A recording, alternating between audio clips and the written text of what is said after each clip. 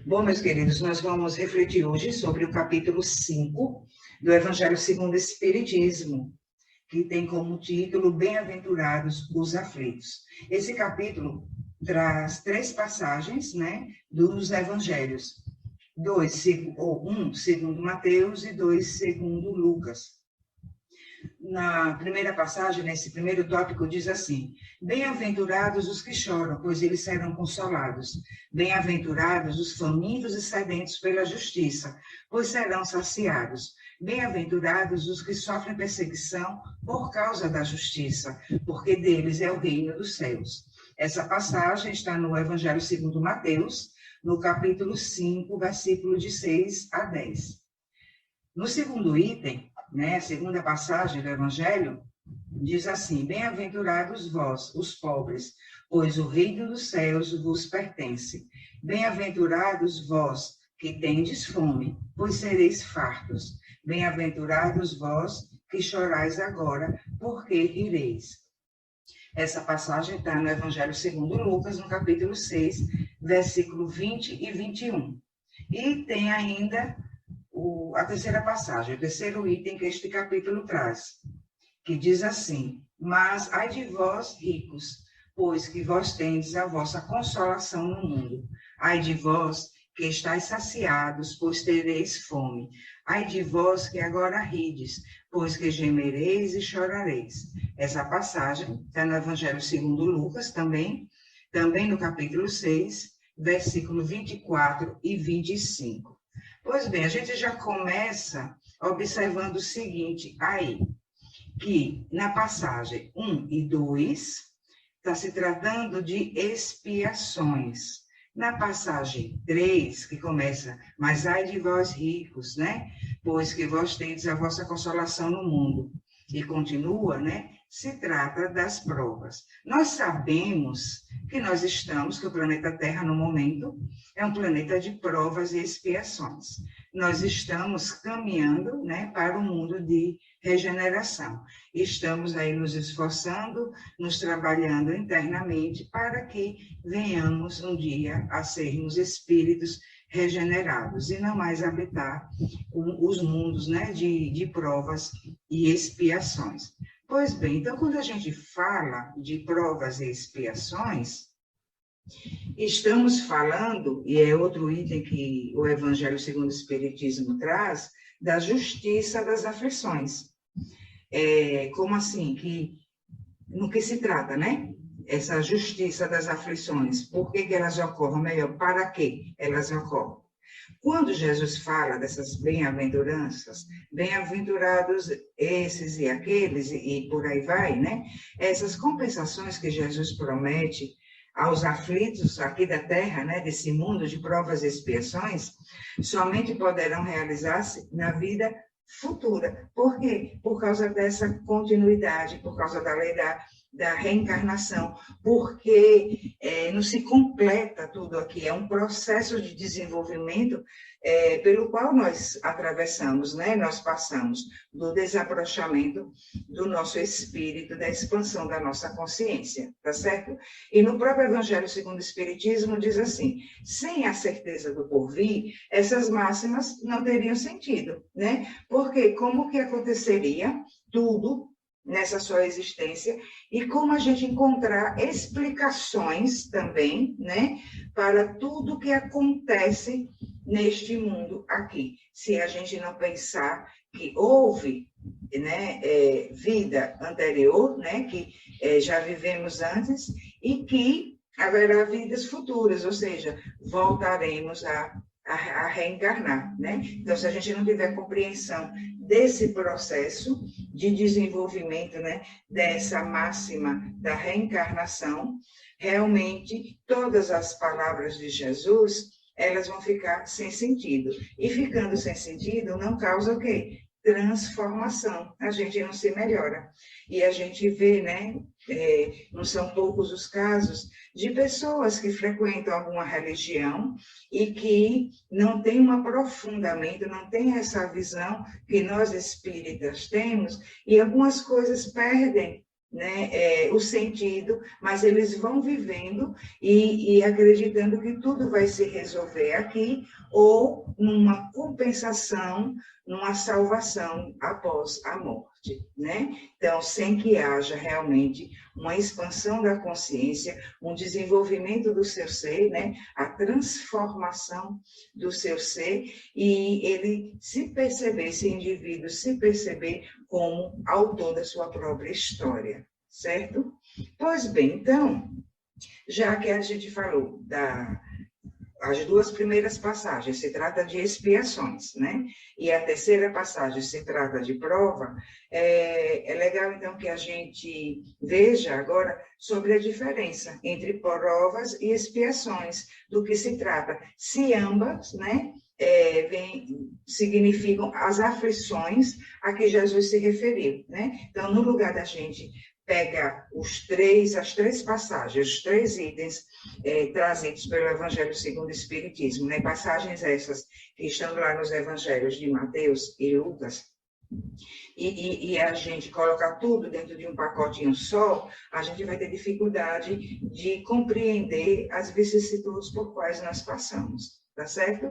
Então, fizemos essa diferenciação para que a gente possa compreender melhor e aí, então, trabalharmos, né, com elas, tá? Então, qual a diferença entre provas e expiações? Aí eu trouxe aqui uma passagem que está na Revista Espírita de 1863, tá? Nas páginas 268 a 274. Que Allan Kardec faz essa diferença. Ele diz assim: expiação implica necessariamente a ideia de um castigo mais ou menos penoso, resultado de uma falta cometida. Agora, a gente vai contextualizar essa frase de Kardec, e lembrando que já falamos várias vezes que não existe punição, que não existe castigo.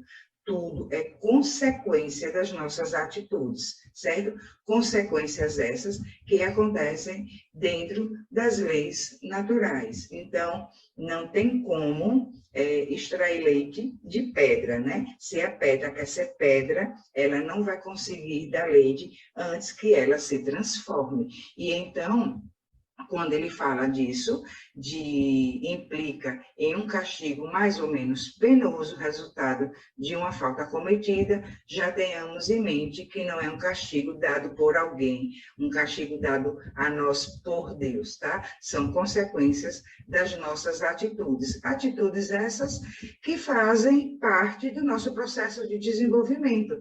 Atitudes essas que podemos dizer necessárias até para que a gente possa desenvolver a compreensão, porque se não há o erro, não há o acerto. A gente não pode desvincular uma coisa da outra. A gente primeiro precisa errar, né? Precisamos nos equivocar frente a algumas escolhas, para que então desenvolvamos a compreensão da escolha certa, que a gente vai precisar realizar de uma próxima vez, tá bom?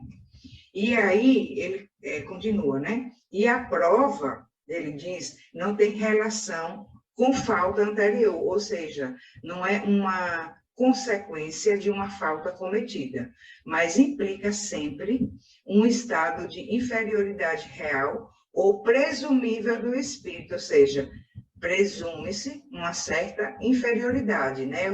Ou seja, uma fase desse processo de desenvolvimento, tá certo? Porque quem chegou, e agora continuando nas palavras de Kardec, porque quem chegou ao ponto culminante a que aspira não necessita mais de provas. Então, assim, as provas, elas são necessárias para nos colocar, como se diz assim, nos colocar à prova mesmo, né, diante daquilo. Antes, nós cometemos faltas, e diante dessas faltas, nós passamos pelas expiações, que são as consequências naturais, né, das nossas faltas, como nós falamos.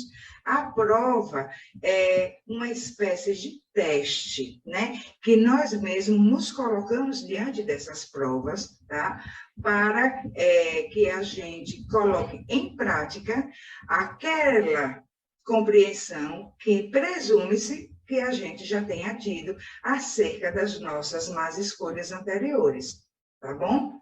E aí ele diz assim, que em certos casos, a prova vai se confundir com a expiação.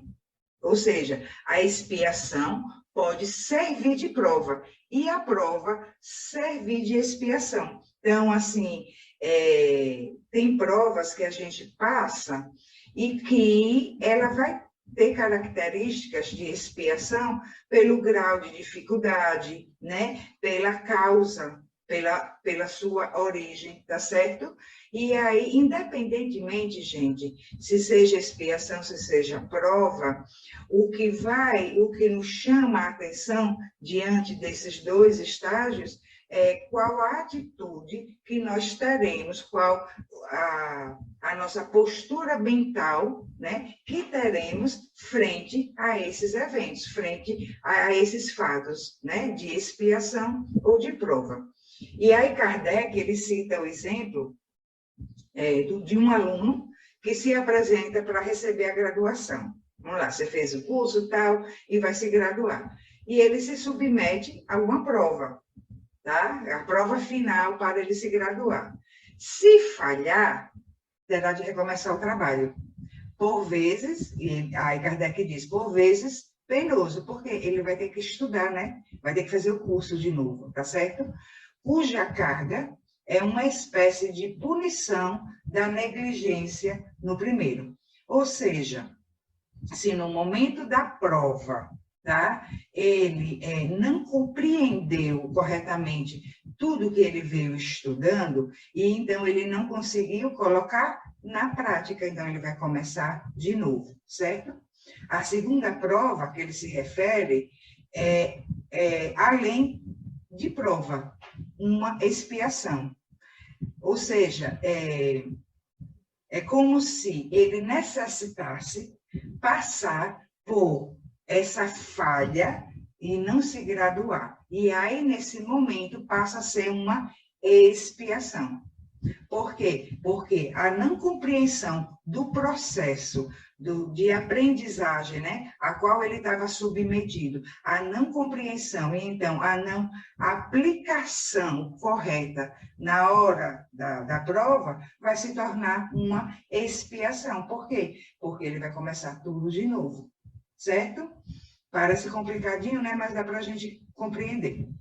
E aí Kardec esclarece, por fim, nesse texto, que é um erro, ele diz assim, é um erro pensar que o caráter essencial da expiação seja o de ser imposta, o que a gente tinha falado lá no comecinho, pois o próprio espírito pode solicitá-la. Então, nós já vimos, a gente conhece, né, nós espíritas conhecemos esse processo do planejamento reencarnatório, que por vezes nós participamos desse projeto, né? Dessa programação. E então nós mesmos escolhemos as nossas expiações e as nossas provas que serão submetidas a um crivo, né?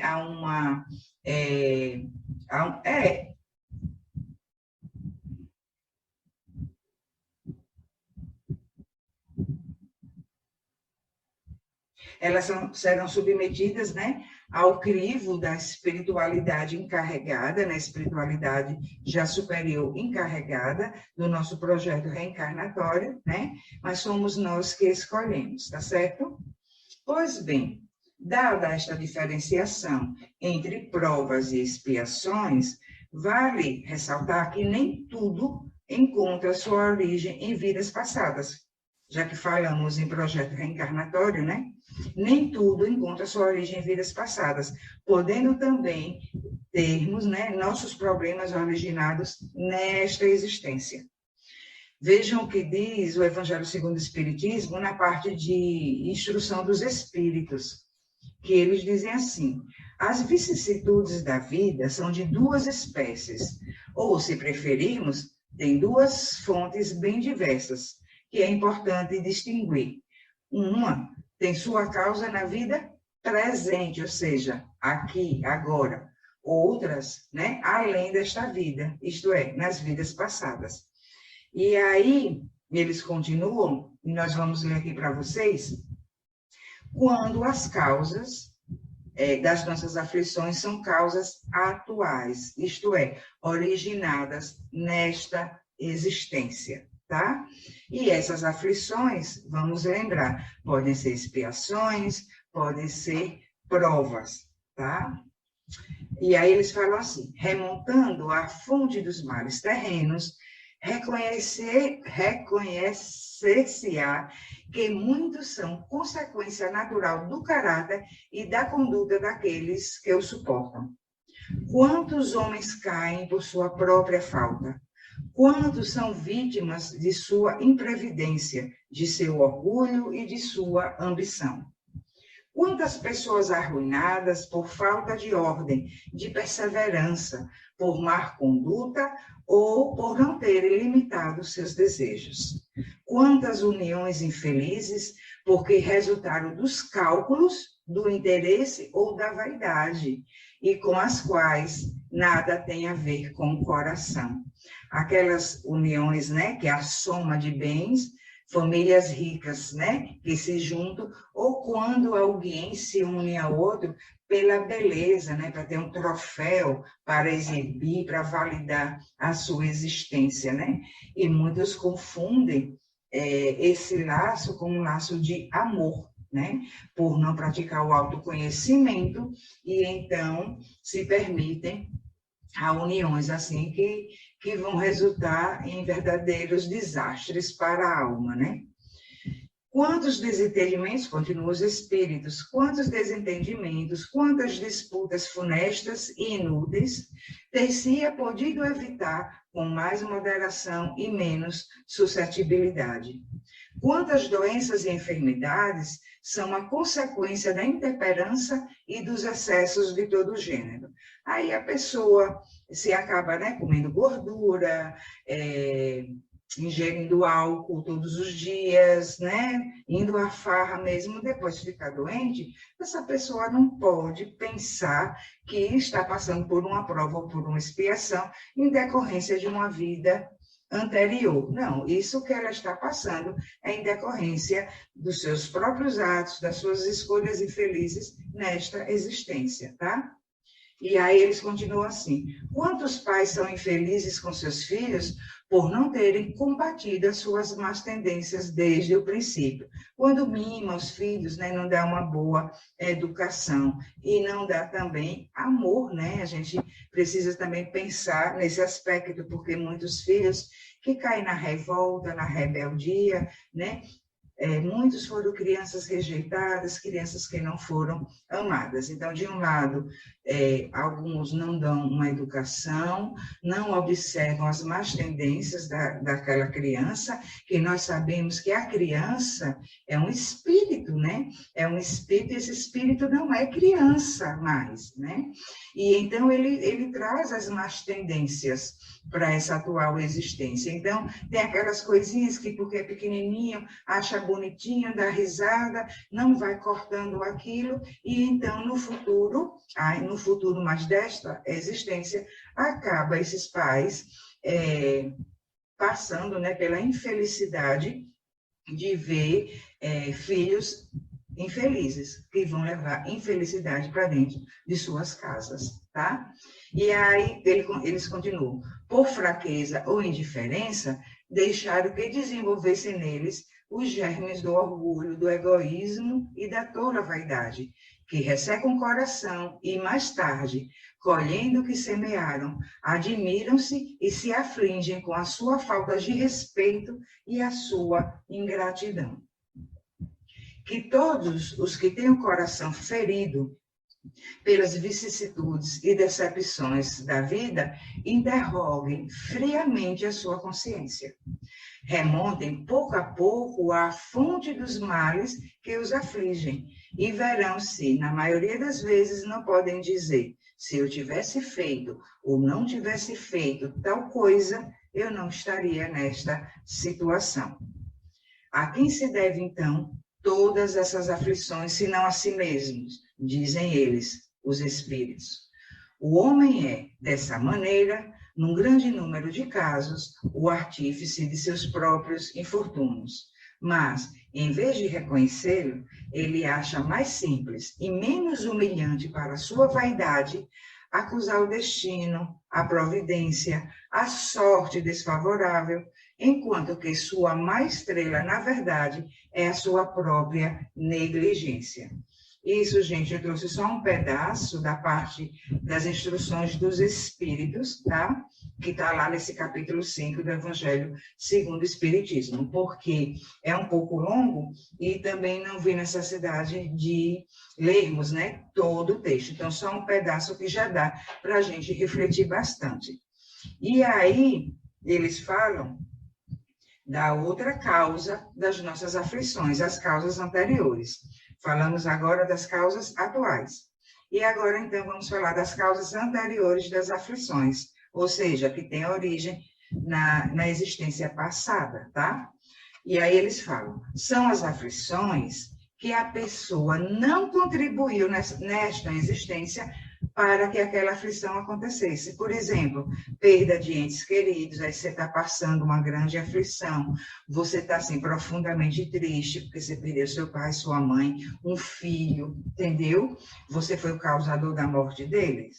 Não. Passando a consciência por um exame, como lá nas causas atuais das aflições, que a espiritualidade sugere isso, né? Que façamos um exame de consciência. Então, passando por esse exame de consciência, você causou a morte, né, dos seus entes queridos? Não. Então, essa dor que você está sentindo, essa aflição, tem causa em vidas passadas. Era necessário que passasse por essa perda para que acontecesse a tomada de consciência, entendeu?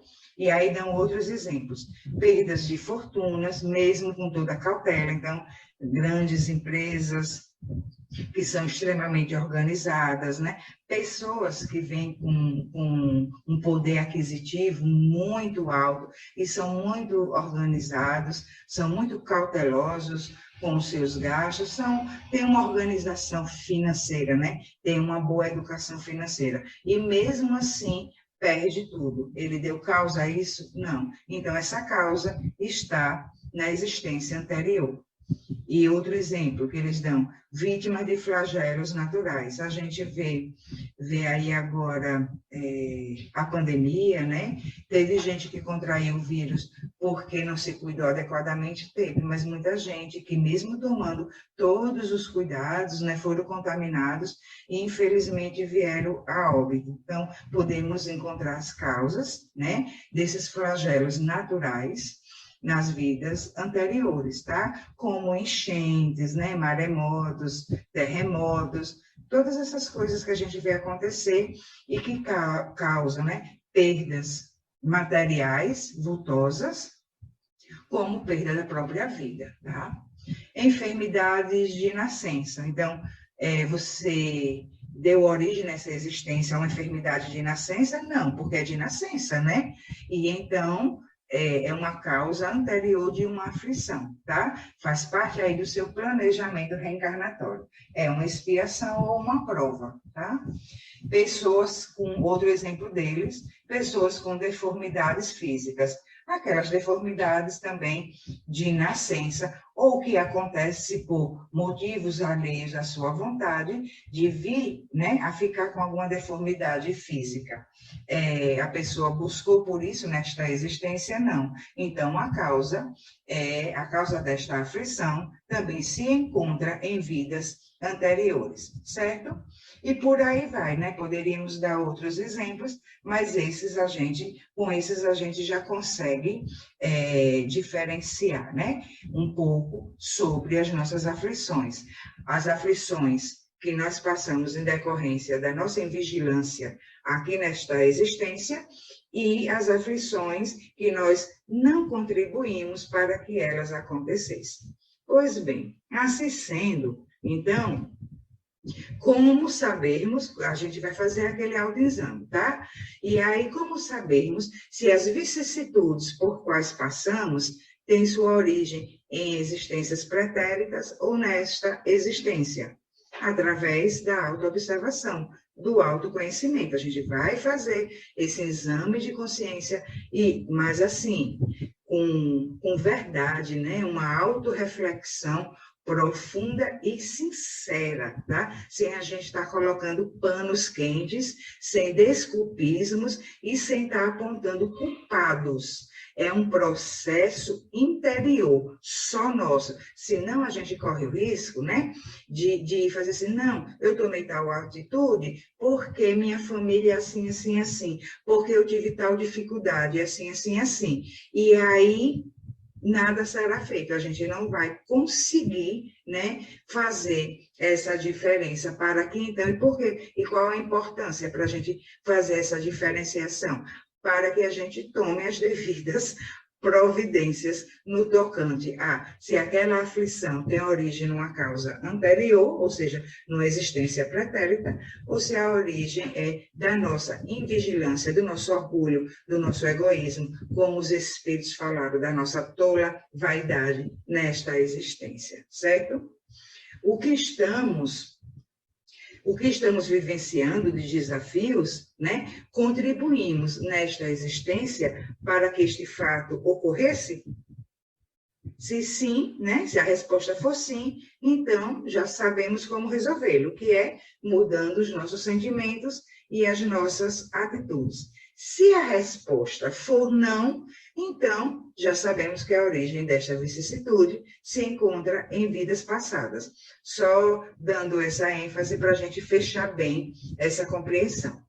Em todo caso, meus queridos, nós precisamos ter em mente uma coisa, que depende, quando a gente fala assim, em todo caso, independentemente se a causa dessa aflição da vida anterior ou se é desta existência por nossa invigilância, independentemente disso, nós precisamos ter em mente que depende unicamente de nós mesmos a transformação destes desafios.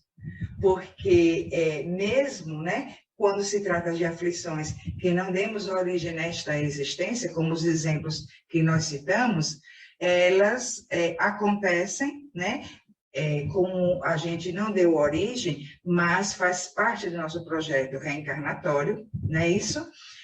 Depende unicamente de nós a transformação destes desafios, que será de acordo com a mudança dos nossos sentimentos diante deles. Então, às vezes, a situação em si, ela não muda, tá? Como uma enfermidade de nascença, né? Uma deficiência física, certo? Ela não muda, mas mudamos nós em nossos sentimentos, em nosso comportamento diante dessa dificuldade. Então, independentemente se a causa é anterior ou se a causa é atual, depende unicamente de nós, o nosso estado mental frente a esses desafios, tá? Que significa que é como lidaremos com eles, certo? Por exemplo, no caso, né, das provas e expiações, que tem sua origem em vidas passadas, né, vão exigir de nós também uma postura superior a estes desafios. Não é porque, faz parte do meu projeto reencarnatório, então eu vou deixar como está. Não, essa, como a gente tinha falado, essa aflição, esse desafio está acontecendo, faz parte do nosso projeto reencarnatório, para que a gente mude a nossa postura espiritual, mental, frente a esta aflição, frente a este desafio. E é para isso, né, que passamos pelas provas e pelas expiações, como a gente estava falando, tá certo? Para o quê, então? Para encontrarmos em nós sentimentos superiores, para que tenhamos a tomada de consciência e então se dê o desenvolvimento do nosso ser, certo? E o que é que significam esses sentimentos superiores? Para desenvolver sentimentos superiores. No caso, né, como a compreensão, a resignação, a paciência, o respeito e tantas outras coisas, né?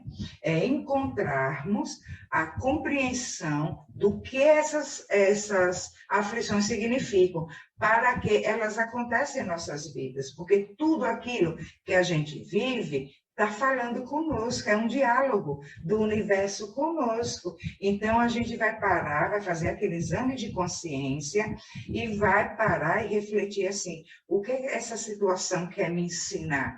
O que essa situação quer me mostrar, né, para que eu desenvolva. E não a gente ficar numa vida de queixas e de lamentações, tá certo?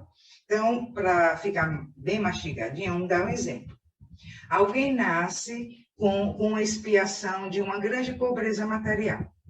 Né? Ele vem privado assim, de todos os recursos. Aquelas pessoas bem pobrezinhas mesmo, que passam assim, muita necessidade. Tá?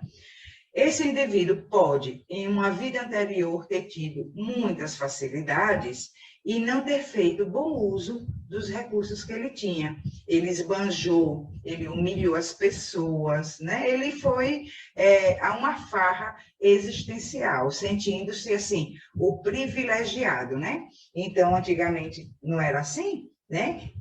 Os ricos se consideravam até os escolhidos de Deus, os abençoados, né? E que o pobre não era abençoado, certo? Que o pobre era um mal na humanidade e que precisava, né, ser combatido. Pobres, negros, né, mulheres, e tantas coisas que já aconteceram. Pois bem, aí, nesta atual existência, como expiação por suas faltas passadas, ele vem com essas privações. E aí, como a gente já sabe, né? Não é um castigo imposto por alguém, tá? São consequências das suas escolhas infelizes, né? Na vida anterior. Então, como este indivíduo poderá desenvolver sentimentos superiores? Como ele poderá compreender para que ele está nessa situação, né? Compreendendo que ele precisará de maiores esforços para ter uma vida melhor materialmente. E como vemos, né? Como vemos em muitos casos, ajudar a sua família, pensar nas pessoas menos favorecidas. Então, por ele ter passado, né? Estar passando por aquela dificuldade, se ele conseguir, né, o desenvolvimento de uma vida material, ampliar os seus recursos, ele vai pensar naquelas pessoas que não conseguiram ou que ainda estão passando, né, por suas aflições, né? Vão pensar nas pessoas menos favorecidas. Então, essa expiação é para que se dê esse desenvolvimento, essa compreensão do estado de unidade entre nós e o próximo. Então, se na vida anterior ele esbanjou, ele humilhou, ele pisou nas pessoas porque ele tinha recursos abastados, né? Ele tinha um alto poder aquisitivo e, com isso, ele se sentia o privilegiado, ele foi indiferente às pessoas, certo? Mesmo que não tenha pisado nem humilhado, gente, às vezes a pessoa é apenas indiferente, e a indiferença é desprezo. E o desprezo é separação. Então, nessa atual existência, com a aflição da pobreza, se ele souber aproveitar essa oportunidade para fazer esse exame de consciência e refletir, pensar no que ele pode aprender com isso, ele logrará êxito. Então, ele vai crescer, ele vai prosperar e ele vai pensar no próximo, porque ele compreendeu esse estado de unidade, entendeu? Lembro até de um exemplo real, esse, né? Um exemplo real. Eu conheci um cirurgião, né? Esse cirurgião com certa fama já, tá? Um cirurgião bem renomado.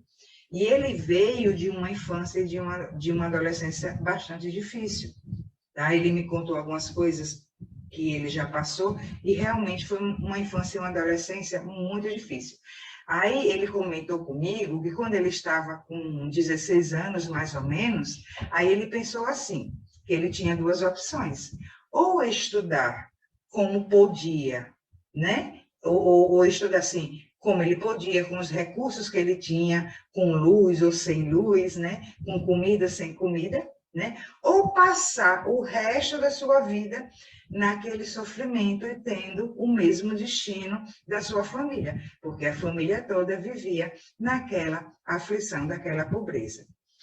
Pois bem, aí o que ele me falou? Que ele escolheu a primeira opção. Ele disse, eu vou fazer tudo o que eu puder, né, dentro dos recursos que eu tenho. Então, ele ia para a biblioteca pública estudar, e estudava da hora que a biblioteca abria até a hora que fechava. E detalhe, ele saía mais cedo porque ele ia caminhando, porque não tinha o dinheiro, né, do transporte. Ele ia caminhando, certo? E na maioria das vezes sem ter comido nada.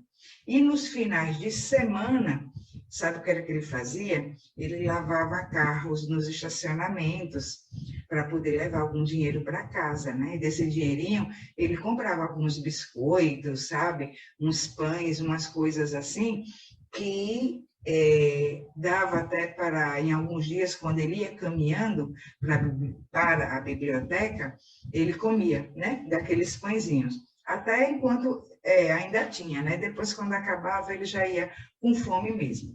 Gente, para resumir, ele tornou-se um cirurgião reconhecido e ajudou, e ajuda ainda, né, muito, muito a sua família. E é uma pessoa de um coração enorme, pensa muito nos menos favorecidos, ele vive engajado aí em trabalhos de assistência social, certo? Então, o que foi que aconteceu? Na verdade, ele mudou aquela expiação dele, aquela aflição dele, porque ele mudou a ele mesmo, né? Ele venceu todos os obstáculos, né? E mudou a vida dele, mudou a vida da família dele.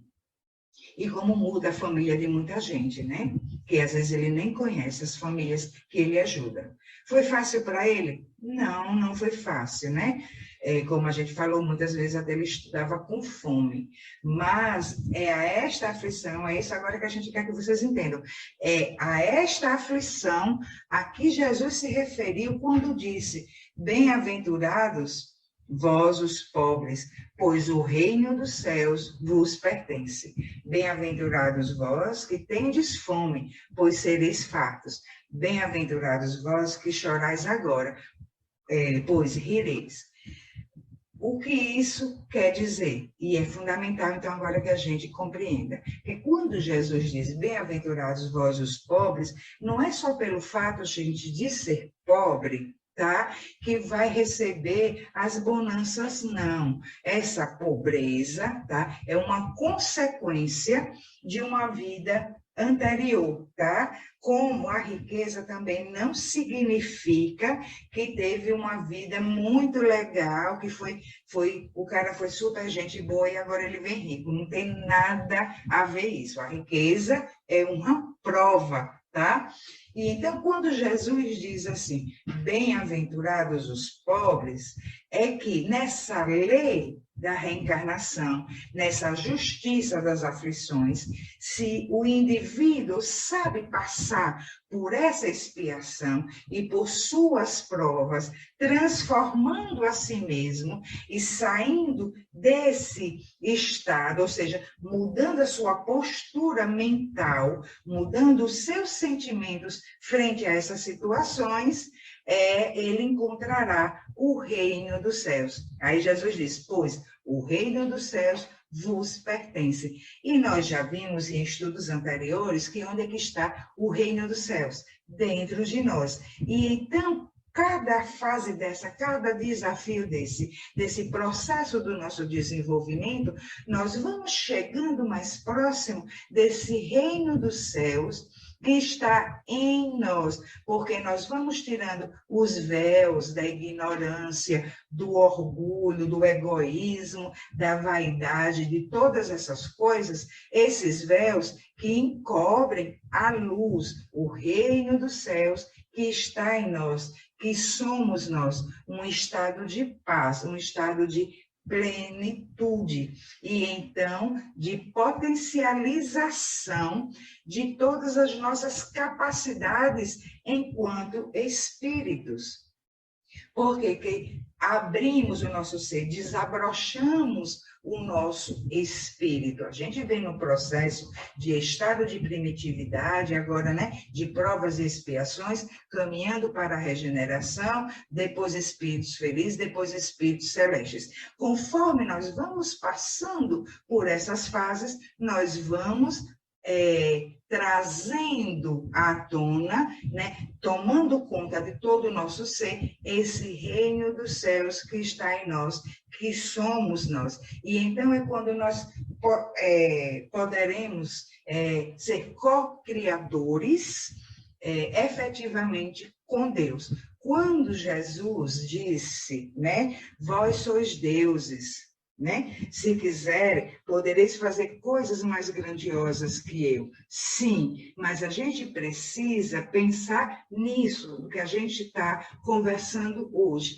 Que se a gente não compreende as nossas aflições, o para que elas existem, para que nós estamos passando por isso, esse reino dos céus, esse Deus que somos nós, que está em nós, ele não terá a potência, toda a sua potência, porque ele estará encoberto, né, por esses véus da nossa ignorância, do nosso orgulho, do nosso egoísmo. E então, se alguém que ainda não expandiu a sua consciência, ela quer criar uma realidade diferente para ela, ela vai querer criar essa realidade com o orgulho, com o egoísmo, não será de forma como um co-criador com Deus, ou seja, com toda a capacidade energética, com toda a informação energética de um ser que está em paz, para então que ele crie uma realidade venturosa para ele. E também para as demais pessoas, porque a realidade, o mundo fora, é reflexo do nosso mundo interior. Então, a gente vai ajudar a transformar o mundo, transformando a nós mesmos. Então, quanto mais a gente se expande, quanto mais a gente desenvolve, e um dos meios de expandir e desenvolver é compreendendo as nossas aflições, uma vez que nós estamos aqui no planeta de provas e expiações, então, é porque nós precisamos ter essa compreensão para que estamos aqui e o para que das vicissitudes por quais nós passamos. Então, se a gente não nos permitirmos, né, abrir a nossa mente, a nossa consciência para essa compreensão, nós continuaremos nesse processo de provas e expiações até que essa expansão, essa abertura aconteça, certo? Então, o que é que nós vamos entender agora, para a gente finalizar, sobre as palavras de Jesus? É o seguinte, nesse exemplo, né, que nós falamos do cirurgião. Por mais que este cirurgião tenha conseguido vencer materialmente aqui, quando Jesus disse, bem-aventurados os que chorais, porque rireis, está se referindo ao que ele viverá na vida futura, pelo que ele compreendeu sobre os esforços e a partilha. Entende? Então, não é para agora. Por isso que lá na frente, lá no comecinho, né, na tradução dos Espíritos, na comunicação dos Espíritos, no Evangelho segundo o Espiritismo, diz que se a gente não pensar na vida futura, todas as palavras de Jesus perderiam o sentido, certo? Sobre a dedicação, o empenho e a simplicidade que aconteceram diante desta aflição que o cirurgião vivenciou e a sua postura diante dessa aflição, o que ele compreendeu. Então, se ele compreendeu, né, sobre a importância do esforço, da dedicação, da perseverança, a importância da partilha, porque está vendo o outro como o seu irmão, como uma extensão, né, dele mesmo, na vida futura, aí vem a bem-aventurança, ele não precisará mais passar por isso. Então, Jesus diz, bem-aventurados os que chorais agora, porque rireis. E não repetimos, pelo simples fato de chorar. É o fato de chorar, saber por que está chorando e para que está chorando e o que é que vai fazer com isso. É a isso que se refere as bem-aventuranças de Jesus, certo? E aí, pode até acontecer de, na vida futura, ele já vir, né, com a riqueza, mas como prova, porque a prova é, né, aquilo que a gente vai colocar em prática, o que supostamente já aprendemos. É como se fosse um teste. Então, agora, na vida futura, olha, cirurgiãozinho, agora você vai nascer na fartura e vamos ver o que é que você vai fazer com isso.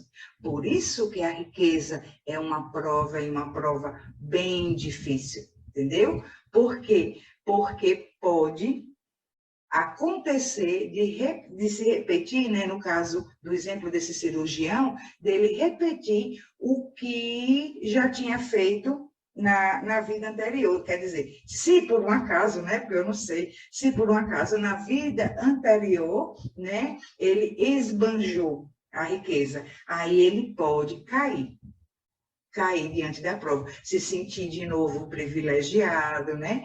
O que, olha, Deus olhou para mim, olhou para ele, mas não olhou para o pobrezinho que está passando fome. Não é assim que muita gente pensa, né? Que é o abençoado, vê bênção na riqueza, na beleza, né? Não vê bênção nas outras coisas, e tudo é bênção, porque tudo está nos levando ao nosso desenvolvimento. Então, numa existência futura, ele poderá vir com a riqueza como uma prova difícil, certo? Aí, o que a gente viu lá atrás? Lá atrás, lá no comecinho, né? Que quando chega na hora da prova, que foi um exemplo que nas instruções dos espíritos deram, né? Que o sujeito vai se graduar e chega na hora da prova, ele não passa, né? Dando o exemplo do que era a prova, diferenciando de expiação. Aí chega na hora da prova, para se graduar, ele perde, ele não se gradua. O que foi que falamos? O que é que vai acontecer? Vai começar tudo de novo. Ele vai continuar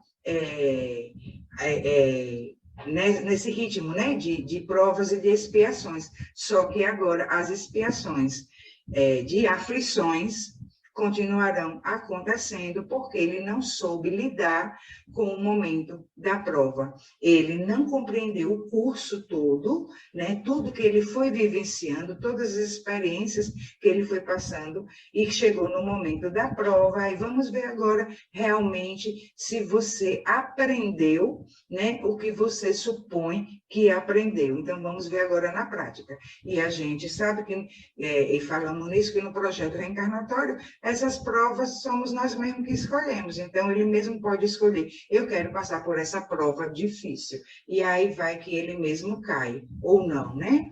E então, que muitos não caem, mas a maioria sim. Infelizmente, a maioria sim. Por isso que também tem uma passagem que Jesus fala, né?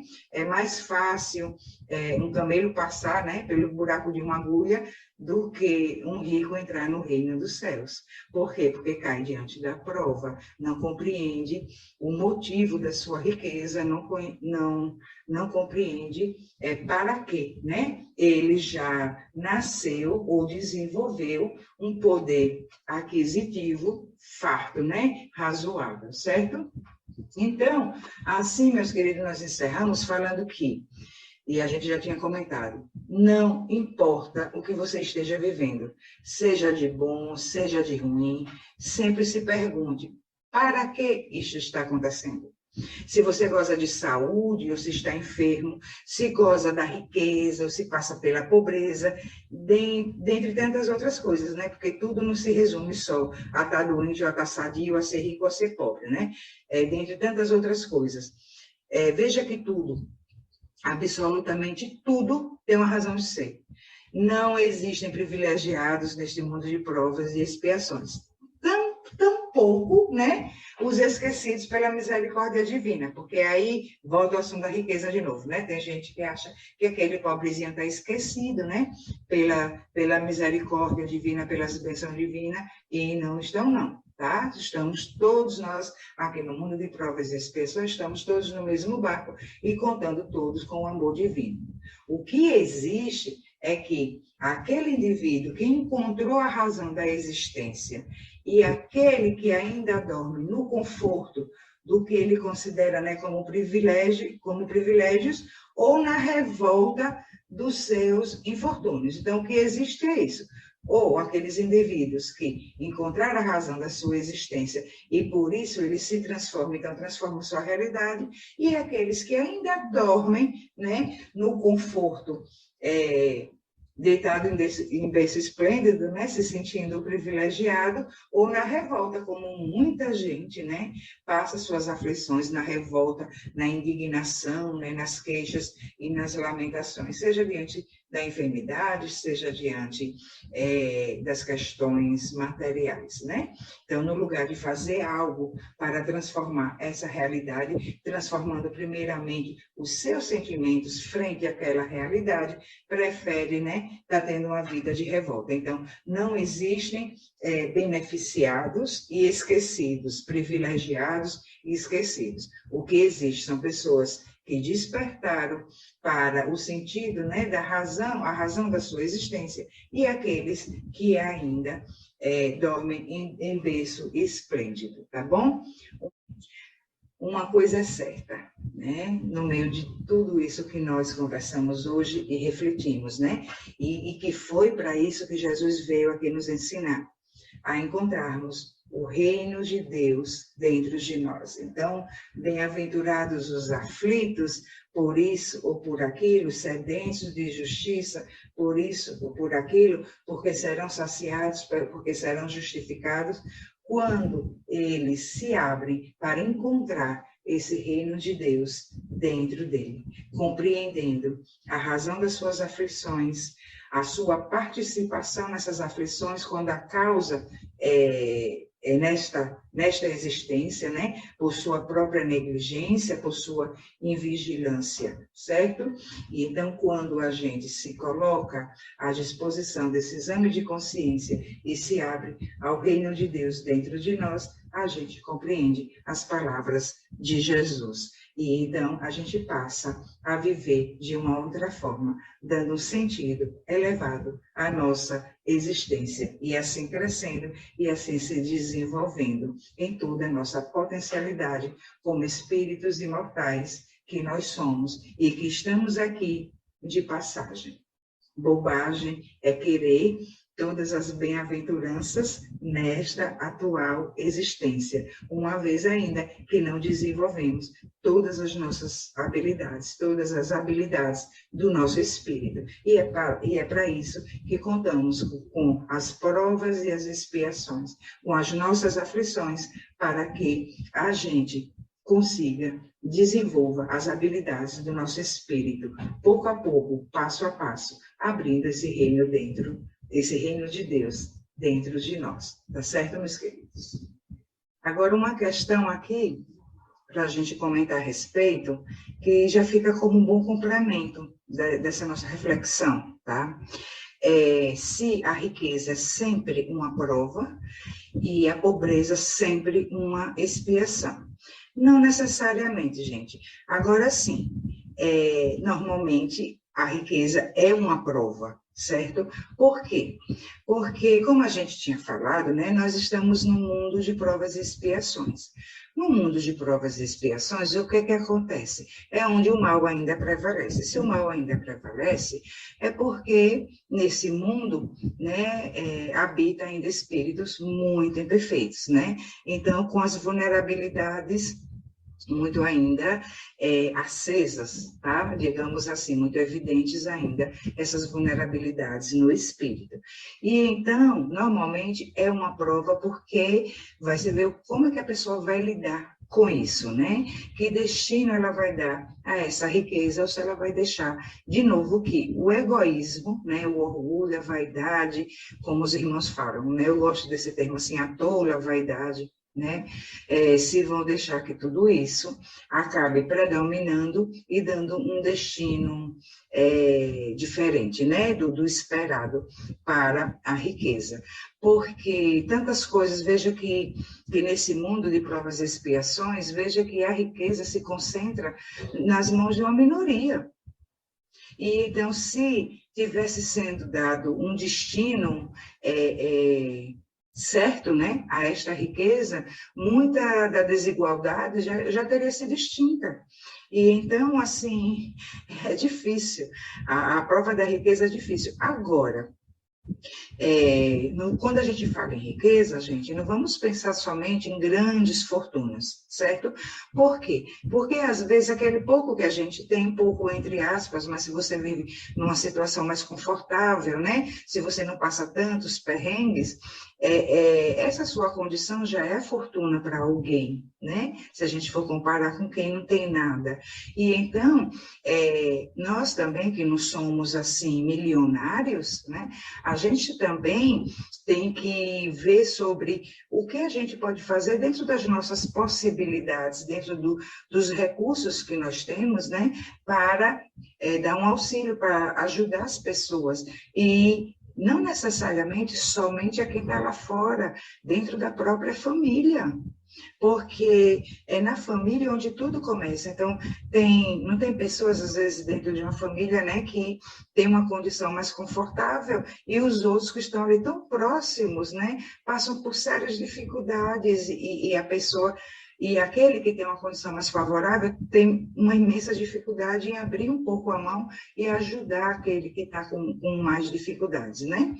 Certo? Lógico que tem aqueles parentes também que quer só receber, né? E não quer contribuir com nada, né? Ele só quer ser beneficiado. Aí também, cada caso é um caso e essas coisas serão bem observadas, bem analisadas, né? Nós estamos nos referindo a quando realmente existem dificuldades reais, né? Tem pais, mães passando dificuldades, né? Que estão esquecidos pelos filhos. Quantos filhos largam os pais nos asilos, né? Poxa, se tem condições de pagar um asilo privado, por exemplo, né?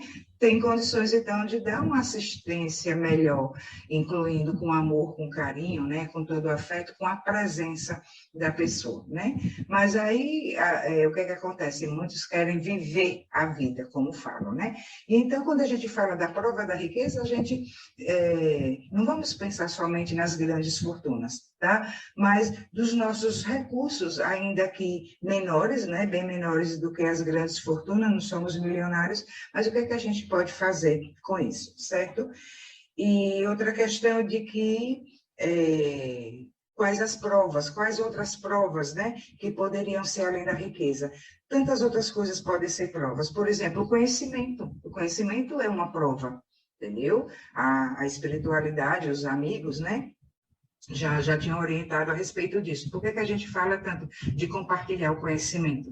Né? Porque sabe lá o que é que já fez, né? Como é que já se usou a inteligência, né? Em vidas passadas, entendeu?